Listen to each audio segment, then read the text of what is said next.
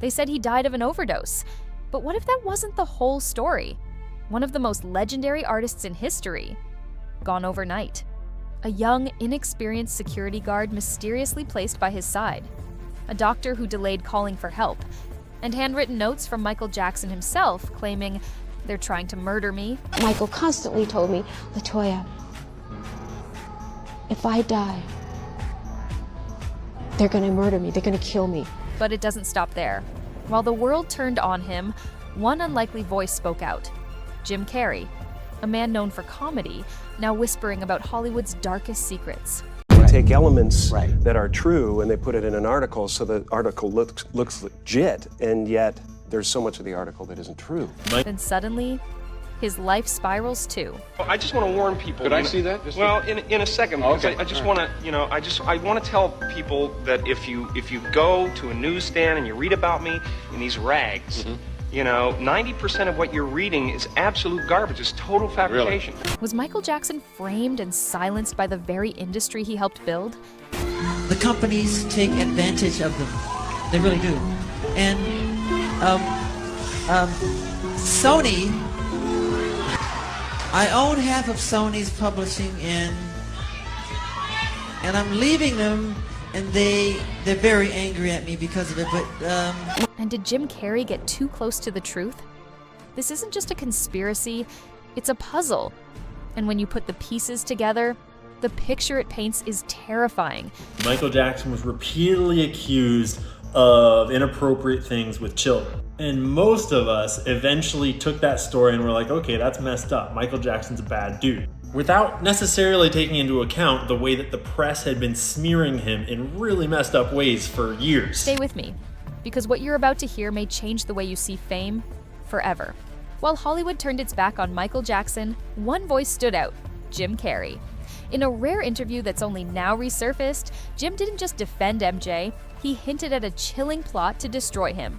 According to insiders, Michael was being targeted by powerful music execs, the same ones Jim would later call soulless monsters hiding behind contracts.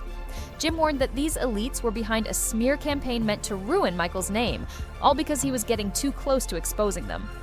But after speaking out, Jim's own life took a dark turn. His girlfriend died under suspicious circumstances, and some believe it was a warning, the same kind Michael never got to escape. Was Michael Jackson framed for trying to tell the truth? And did Jim come dangerously close to the same fate?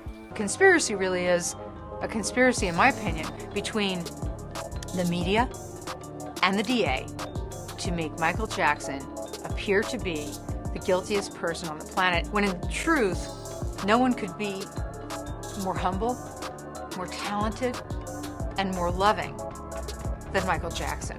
A powerful Jim Carrey interview from 2003 has just come back into the spotlight, and almost no one saw it when it first aired. In it, Jim stood against the crowd, defending Michael Jackson while the world was turning on him. He called out the media's hypocrisy, saying, "The media are vampires. They want your blood and tears. I don't believe the negative stories about Michael. I respect what he's done and hope he survives this." But here's where it gets even more intense. Insiders say Jim didn't just speak up. He personally reached out to Michael, warning him that the media and industry were out to destroy him. That moment, some now claim, was part of a bigger, darker picture, connected to Michael's fight with Sony Music, a battle he believed could cost him his life. And just a day before he died, things took a strange turn. Michael's personal doctor, Conrad Murray, gave him several drugs to help him sleep. When they didn't work, he administered propofol, a surgical anesthetic. Michael finally fell asleep. Murray stepped away, but when he returned, MJ had no pulse. CPR was attempted, medication was given. But here's the chilling part. 911 wasn't called until nearly 90 minutes later. Paramedics tried everything, but by 2:26 p.m. on June 25th, 2009, Michael Jackson was gone. This is hard. My brother, the legendary king of pop, Michael Jackson, passed away on Thursday, June 25th, 2009 at 2:26 p.m. It was an announcement that shocked the world. Michael Jackson dead at 50 years old. It didn't take long after Michael Jackson's death for fans to start asking tough questions. The official autopsy said he died from a fatal dose of propofol, a powerful sedative. His death was ruled a homicide, and Dr. Conrad Murray, the doctor who administered the drug, was eventually convicted of involuntary manslaughter and sentenced to 4 years in prison. But for many of MJ's fans, something about that explanation just didn't sit right. They believed Dr. Murray wasn't the mastermind, just the fall guy in a much bigger, more sinister plan. And when you look closer, the story gets murkier. Dr. Murray had only started working with Michael in May 2009, just a month before he died. He was brought in through AEG Live, the company behind MJ's highly anticipated comeback tour. AEG claimed Michael specifically asked for Murray, but later it was revealed that Michael never even signed the contract. So who really wanted Murray there, and why? Around that same time, Michael's sister LaToya Jackson came forward with chilling claims. She said Michael was scared, not of the public, not of the press, but of the people controlling his life. Michael constantly told me, LaToya, if I die, they're gonna murder me, they're gonna kill me. And according to her, Michael had confided in her, saying, "They're trying to kill me. Someone's trying to take me out." That warning didn't just sound paranoid, it now sounded prophetic. So Michael told me that they were going to murder him. He was afraid. He was afraid for his life. The people that were involved in his life, the people that were controlling him. This book, Starting Over, is about my life, and it's about Michael's life. It's the parallel between the two of our lives. We share that same life where people come into your life, wiggle their way in, control you, manipulate, control your funds, your finances, everything that you have, and you must do what they tell you to do. And that's what Michael was going through. And he knew that everything that was happening to him was not kosher, it wasn't right, and it disturbed him greatly. And he kept saying it over and over and over again. Yes, Dr. Murray was the fall guy, but it's more to it than just that. He named names. He told me people. He told me to be careful of this one and that one. And in the beginning, I didn't, it's not that I didn't believe him. Who were the people that he was saying? People that surrounded themselves around him, people that worked with him, people that were with him the last days. In 2010, the Jackson family took AEG Live to court, accusing the company of negligence for hiring Dr. Conrad Murray, the man ultimately held responsible for Michael's death. During the emotional trial, Michael's son, Prince, took the stand.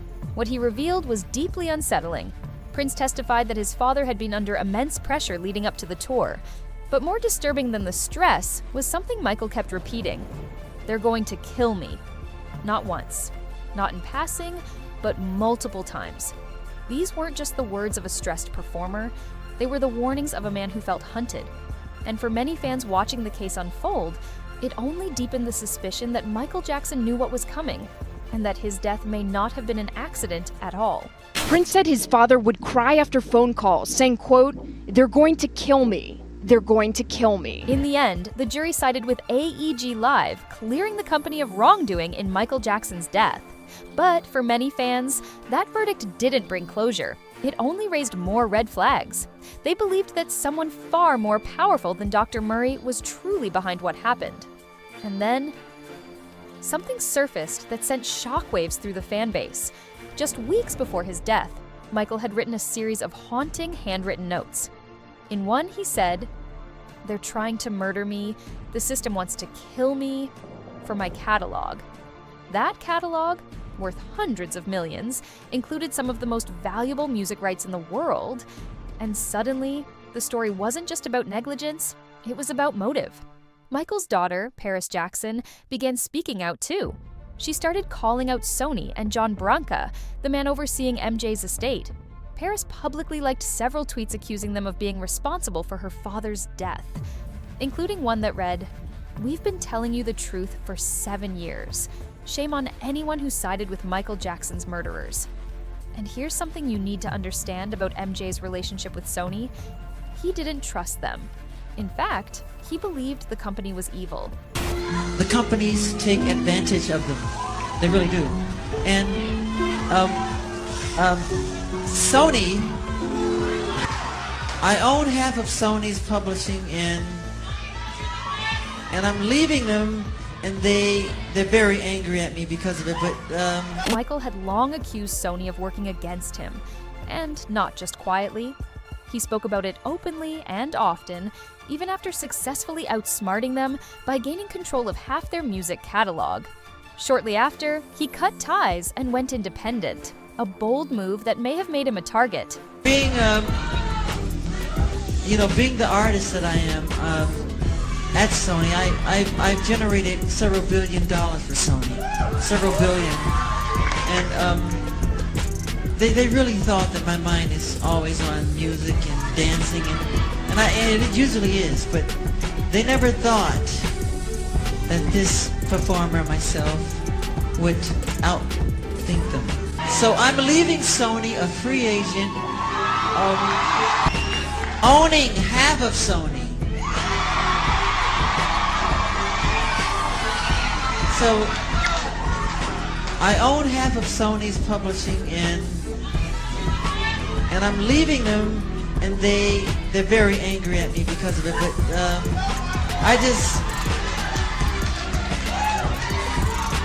I just did good business, you know. So the way they get revenge is to try and destroy my album.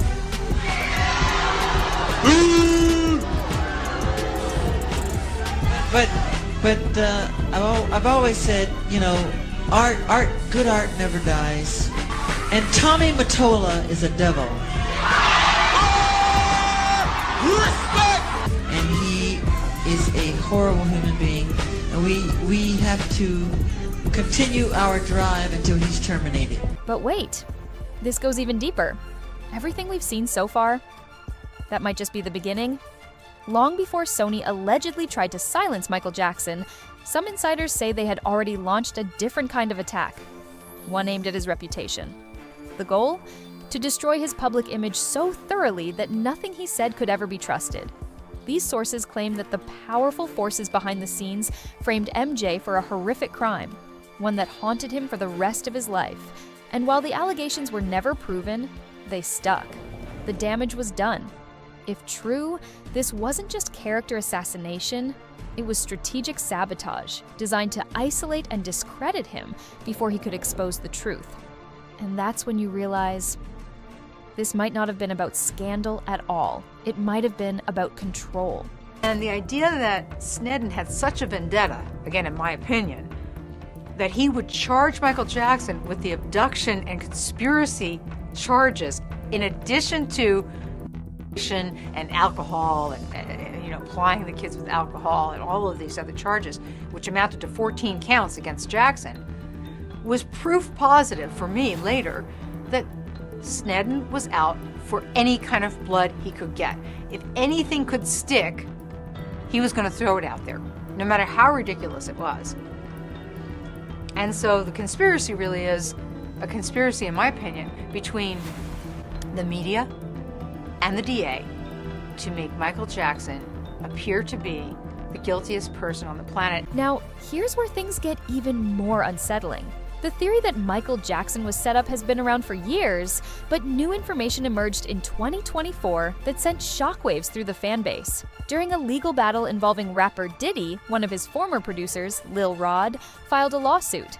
In it, he made a stunning claim that Diddy's head of security, Fahem Mohammed, had deep connections to law enforcement and allegedly helped cover up some of Diddy's darkest secrets. Why does this matter? Because Fahem Mohammed also worked as Michael Jackson's head of security. And not just at any time, he was with MJ the night he died.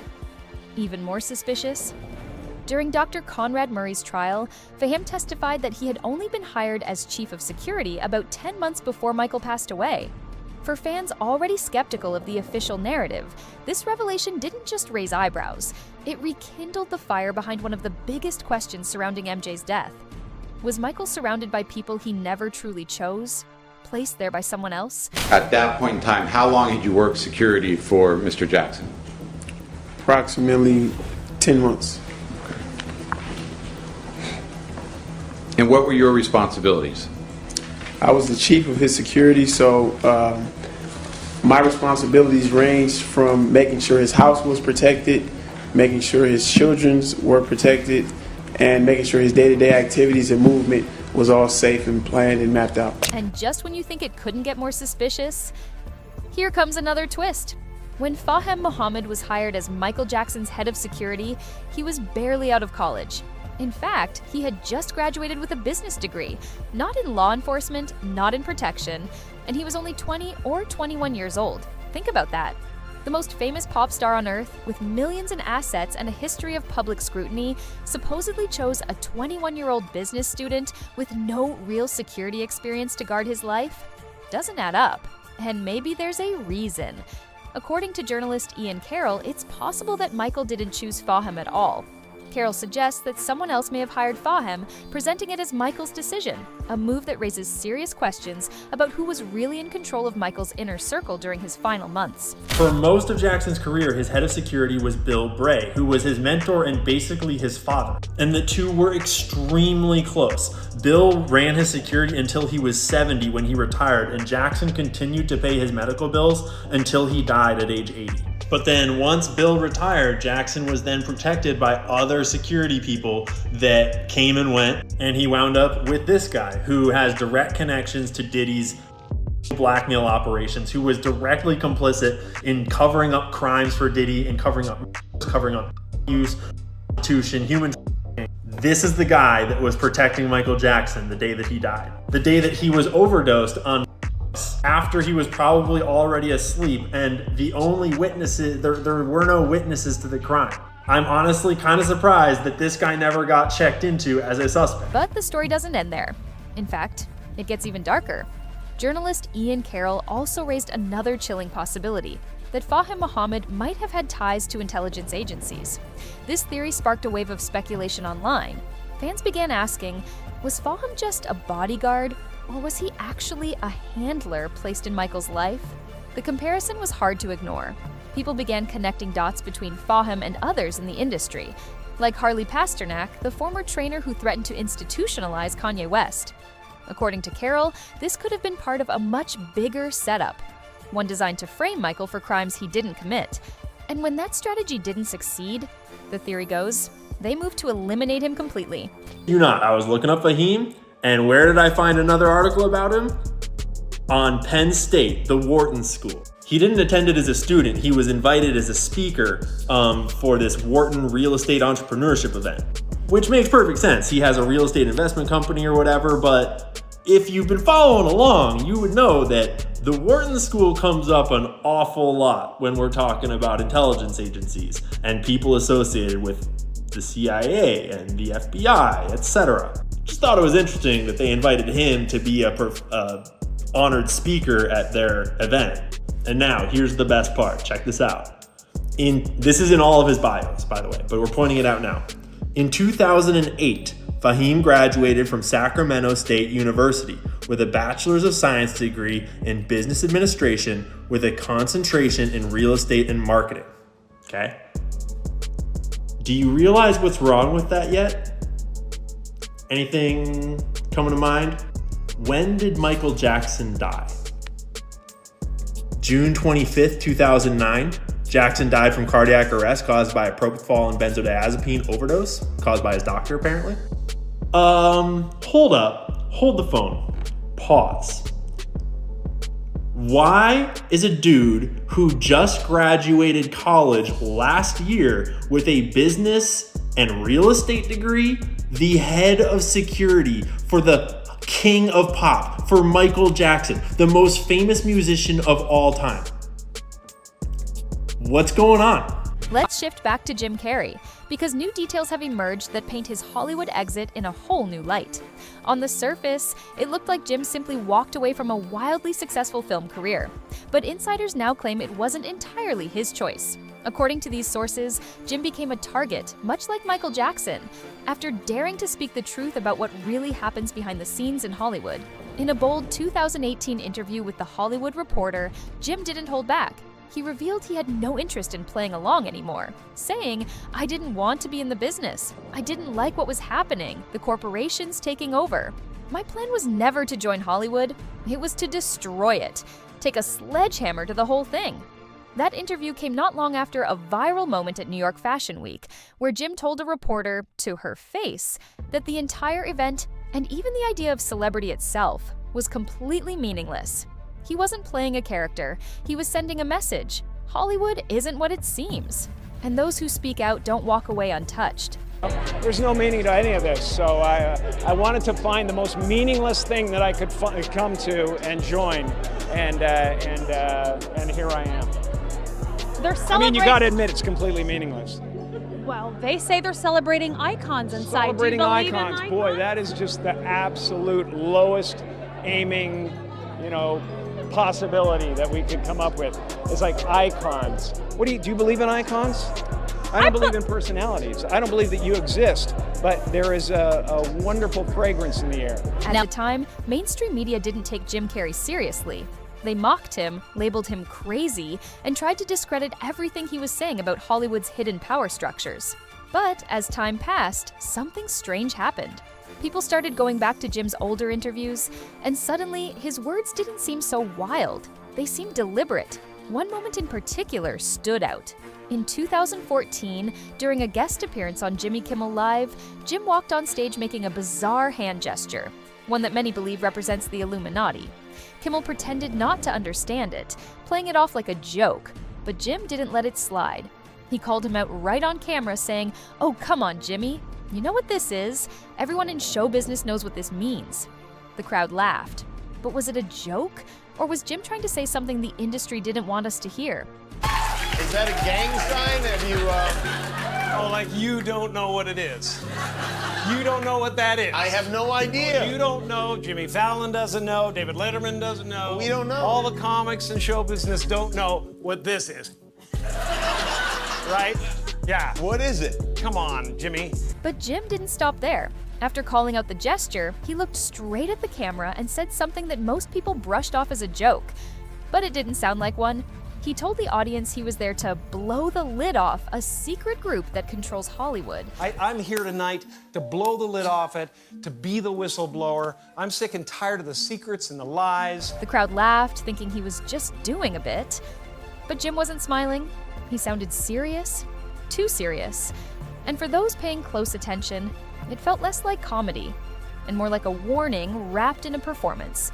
The question was, who was really listening? I'm here tonight to blow the lid off it, to be the whistleblower. I'm sick and tired of the secrets and the lies. It is the secret symbol of the Illuminati, and you're a part of it, and it is the all-mocking tongue. Oh, I like it. Then Jim took it a step further, and things got uncomfortable. He started talking about talk shows, celebrities, and entertainers not as artists or influencers, but as puppets. According to Jim, they were being used by the government, not to inform or inspire, but to distract the public from what's really going on. You could feel the energy in the room shift. Jimmy Kimmel's smile faded. The laughter turned uneasy. Because in that moment, Jim wasn't joking. He was lifting the curtain. And the message was clear. The people you watch on TV might not be as free as they seem. Years now, talk show hosts, people on television, people in sitcoms have been hired by the government to throw you off the track, to distract you, to make you laugh and stuff like that, make you happy and docile so you don't know what's really going on.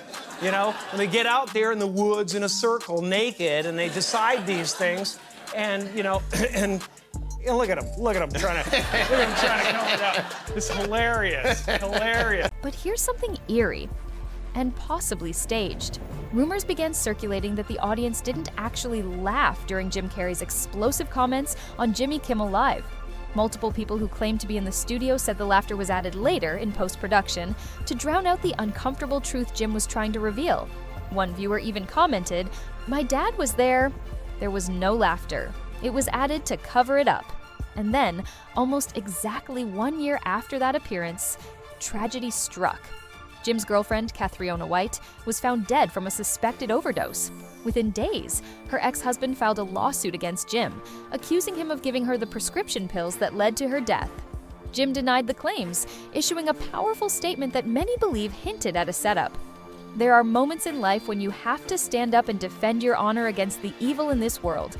I will not tolerate this heartless attempt to exploit me or the woman I loved. The lawsuit was eventually dropped, but the damage was done.